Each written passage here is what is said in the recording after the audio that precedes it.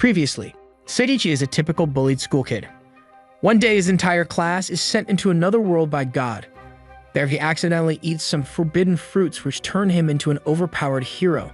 He is attacked by a pink gorilla who ends up falling in love with him and evolves into a beautiful girl named Saria. They become adventurers and accompany experienced adventurer called Altria on various adventurer missions, one of which takes them down into a dungeon where a powerful dragon is waiting for them. Altria scolds them for rushing to her side, since the two of them would not have been dragged into this mess if they did not do it, but she is happy to hear that they did it because they wanted to protect her. She gives Seiichi a small magical stone that always points towards other party members' locations, and it shines bright red when other party members are in danger. Before they can decide on their next move, Altria steps on another trap, separating herself from the two of them. Seiichi and Saria decide to explore the dungeon while searching for a way to reunite with Altria, as the stone keeps pointing towards the walls when trying to track her location, rendering it completely useless in the maze-like dungeon. In the meanwhile, Altria pushes ahead on her own, also searching for a way to meet up with them. However, her bad luck keeps leading her towards all of the monsters. Seiichi finds a special ring of misfortune, which multiplies the wearer's luck score by a negative factor of 2. While wondering why anyone would want to wear this, he is interrupted by Saria, who points out that the stone began glowing red all of a sudden, signaling that Altria is in danger. This proves to be quite accurate, as Altria has entered the chamber where the dragon god is located, engaging him in combat.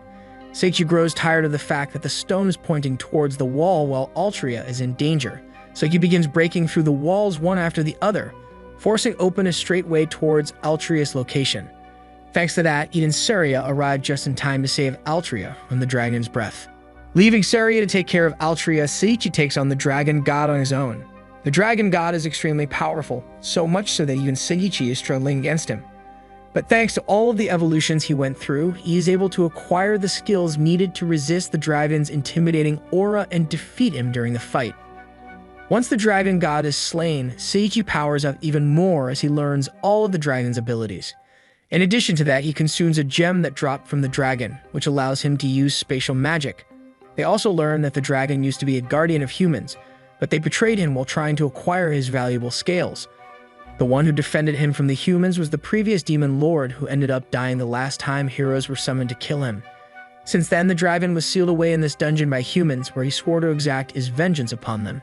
Mr. Sheep contacts them, congratulating them on clearing the dungeon, but telling them that they failed to achieve the perfect clear goal of making the dragon god to live together with the demon lord peacefully.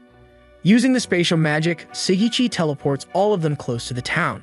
On the way back to the guild, Altria tells Seiichi and Saria the truth about her luck, showing it to be an unbelievable -2 million. This is the reason why bad things happen around her all the time, and she got the nickname of Calamity, which made her life miserable. But once they enter the guild, Seiichi shows her that no one thinks of her that way, as everyone is relieved that they all return safely. She is overcome by emotion and storms out, causing Seiichi to run after her. In the meanwhile, the news about the dragon god's death spread to the demons, who are shocked that there is someone so powerful among the humans, as the only one stronger than the dragon god is the demon lord himself.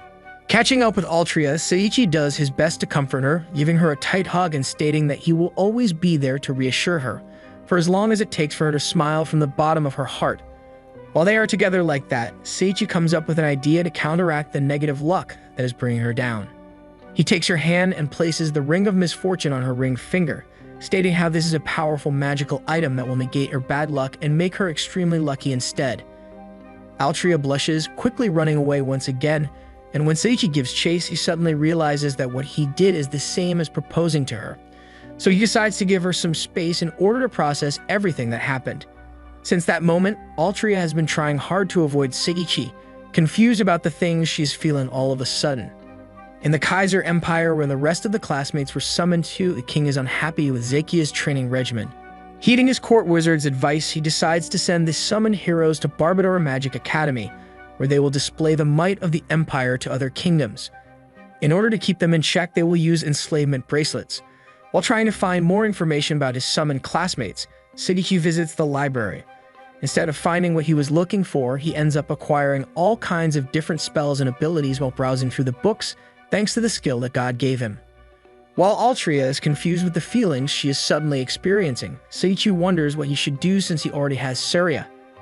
He ends up entering a cafe where he meets an older, friendly guy named Ranz. Altria happens upon a friend of hers who helps her understand the feelings raging within her heart and gives her instructions on what to do next. Seiichi confides his relationship situation to Ranz and the charismatic barkeep, who give him advice on what to do as well. They explain that he has to take responsibility for giving a ring to a lady, and that if he loves both of the girls, then he needs to be ready to marry both of them. They tell them that the most important thing is to be direct and honest, and avoid being vague when speaking his mind with them. Taking their advice to heart, Seiichi meets up with Altria. Before he can muster his courage to speak up, Altria steps closer and kisses him. She explains that she knew that he did not give her the ring with marriage in mind, but that she does not care because she loves him. And she wants to stay by his side, even though he already has Surya. Suddenly, they are both surprised when Surya appears next to them, even more so when she asks Seiichi to accept Altria's love. Surya tells him that she already expected that she will be unable to monopolize his charms, as it is normal for females to flock to strong males. Seiichi realizes that deep down, Surya still thinks like a gorilla in that regard. But he is grateful to her, and he accepts Altria's love, telling her that he loves her as well. Gusel convinces Seiichi that he needs to get a steed in order to become a fully fledged adventurer. While shopping for one, Seiichi learns about the Royal Cup, which is a very popular and dangerous mounted race with extravagant prizes. In the stables, he finds a very violent female donkey, and when he wonders why she is so upset, he subconsciously creates the skill to comprehend all languages. Thanks to that skill, Seiichi learns that the donkey's name is Lulun, and she only allows these she deems worthy to touch her. With a simple show of power, Seiichi makes Lulun acknowledge him and she becomes his steed. While wandering around the city, Seiichi and Lulun run into Mei, a young girl with animal ears who sold Seiichi her painting some time ago. She is reluctant to enter an artist competition as she does not believe her art is that great. In order to motivate her, Seiichi decides to enter the Royal Cup, making her promise that if he places among the top, she will enter the art competition as well. The next day, the Royal Cup begins and Lulun is determined to get the delicious food, which is one of the prizes they can win. However, she was so excited about the prize that she did not eat any breakfast, which makes her too weak to race. Remembering that he still has a fruit of evolution with him, Seiichi feeds it to Lulun in order to sate her hunger. The fruit does not only fill her belly, but it also powers her up. With the power-up from the fruit, Seiichi and Lulun are back in the race. In the meantime, those racing at the front are stuck as one of the participants summoned a bunch of monstrous wolves to hinder the other racers. Just as the announcer is about to cancel the race out of safety concerns, Seiichi and Lulun catch up with the front. It turns out that Lulun got so strong that she is able to single-handedly dispatch all of the summoned wolves and continue the race, ending up in first place.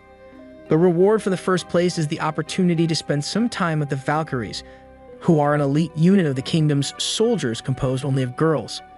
Lulun is sad that she got so carried away and won them the wrong prize as she placed too high for the food reward.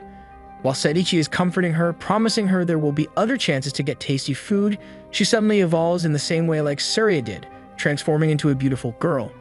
Giving him a tight embrace, Lulun promises to always follow him, recognizing him as her kind master. Altria gets jealous and does not believe Seiichi that Lulun used to be the donkey he rode during the race, but Surya backs him up, showing Altria that she used to be a gorilla before as well. This calms Altria down and she takes Lulun shopping for some clothes. At that moment, two of the Valkyries enter the shop and arrest Seiichi. In the Demon Lord's castle, all of the captains have come together because they got summoned by the Demon Lord's daughter, Lucia.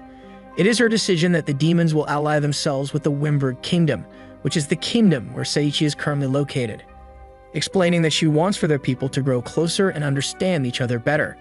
Her personal aide, Kreese, is heavily opposed to that idea, but the other captains quickly reprimand him for speaking against Lucia's decision. Leia informs them that a human named Seiichi has defeated the Black Dragon God, and he is also in that kingdom. Hey, thank you for staying all the way till the end. If you enjoyed the video, give it a like. It takes only a second, but it means everything to us. Have a great day and see you in the next video.